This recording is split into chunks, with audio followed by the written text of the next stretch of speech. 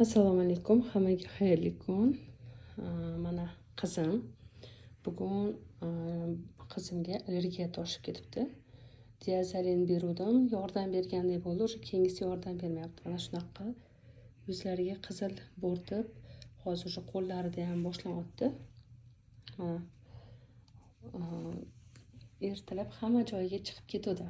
Shu bilan diazalin berdik. Diazalindan qaytganda hozir mana yana boshlanyapti. Hozir mana Smart Lux berib ko'raman. Yana shuzim. Smart Luxni yangisini ochib olamiz.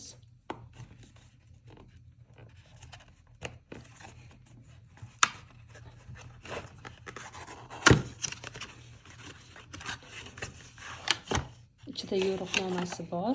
Buni ichishdan oldin обязательно buni chayqash kerak. Ash krishkasini.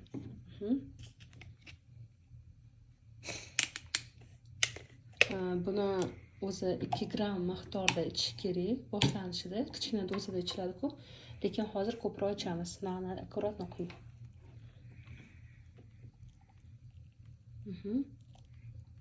Janyatini quying. Hozir bo'tdi, примерно 5 mg bo'ldi. Buni ichib tili tagida biroz ushlab turiladi. Tili tagida ushlab turib, keyin orqasidan iliq suv ichirib yuboramiz. Bir marta bunaqa holatni sinab ko'ryapmiz, lekin bu qizimda emas, kattasida. Endi bunda ham kuzatilyapti. Katta qizimda bundan 4 yil avval shunaqa holat bo'lgan. Shu Smart Lux ichganimda bittada yo'qolgan. Hozir mana holati.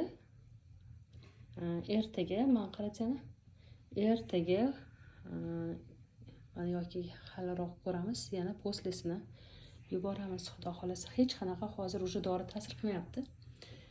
Dorisiz Smart Luxni o'zida endi ko'ramiz.